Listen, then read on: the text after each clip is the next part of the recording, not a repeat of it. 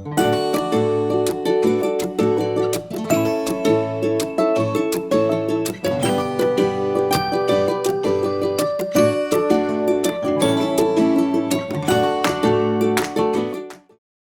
everyone, this is your nurse Clear and welcome back to my vlog. So today, mag-breakfast muna tayo kasi sobrang gutom na ako. So my breakfast for today is fried rice lang. Ito. Nakita niyo ba? Ay! At saka Starbucks. Hot chocolate siya. Oat milk hot chocolate.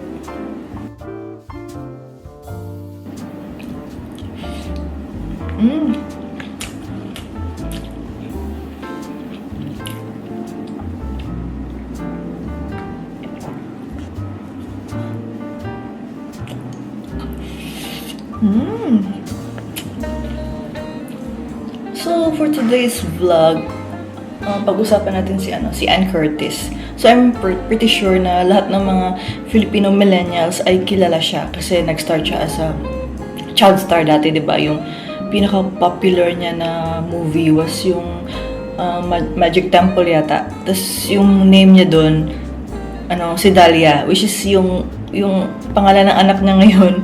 Dahlia din yung pinangalan niya kasi nga sobrang memorable daw sa kanya yung name na Dahlia. Kasi yung parang sort of first movie niya daw as a child star, ganun. At saka, Ann Curtis was here for a jewelry event. So, hindi talaga siya like fan meeting or concert. So, brief appearance lang. Tapos, siguro mga 1 to 2 minutes lang yung appearance niya. Tapos, syempre, kami mga Filipino fans niya. Nandun kami lahat, like, we were cheering and screaming for her. And napaka-sweet ni Ann Curtis kasi nga, kumakaway rin siya sa amin. Tapos, napapicture din siya sa crowd, sa Filipino crowd. Tapos, yun na, tapos na. Sobrang bilis lang talaga. Pero super happy and, like, super glad na meron kaming nakitang artista na, galing pa ng Pilipinas.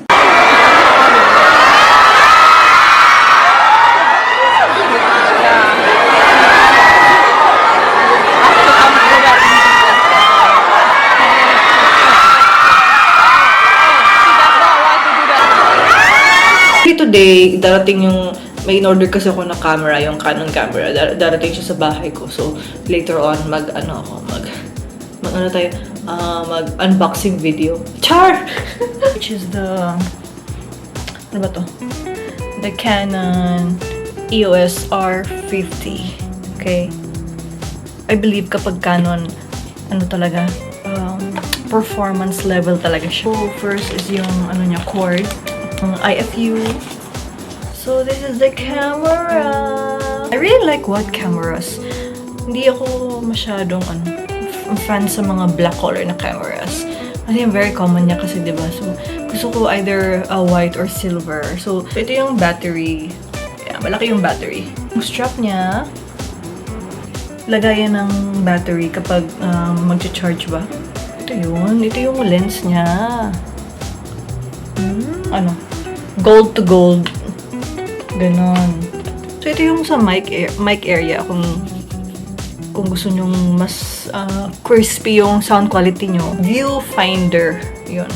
Professional man, oy. Sa kamay ko, kasi maliit naman yung kamay ko. Pero kung lalaki yung gamit, medyo maliit siya for a guy. Ito yung battery slot niya dito sa baba. Bye! Dream camera ko is either yung Ricoh or yung Hasselblad. Yung Hasselblad sobrang mahal. Hindi ko talaga afford. Parang ka-level lang ng Rolex yung presyo niya. Napunta kami ng friend ko sa Manday. Nag-try kami ng nila, dinner buffet nila. Which is okay naman. Yung restaurant is very nature inspired. Yung theme ng restaurant nila kasi nga 'di ba Manday is known for the rainforest tsaka zoo dito sa Singapore, worth like $89 yata per person. So okay naman. Tapos picture kami dun sa tree house.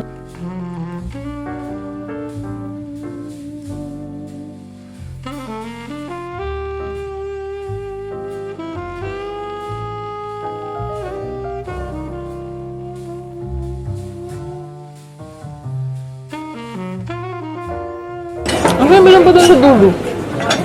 Ano yun naman dun sa dulo? Feeling ko mga ano, champagne. Yan, hindi ko mo doon. May tendos mo kumain. Feeling ko lang.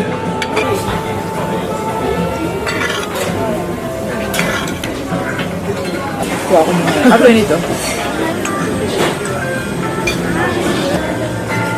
So, since this month is July na, sobrang bilis ng panahon. July, August, September. Tapos, mag-December na, tapos mag-Christmas na ulit. So, for July, I'm looking forward for my Cebu vacation. So, that's it for today and see you next time. Bye!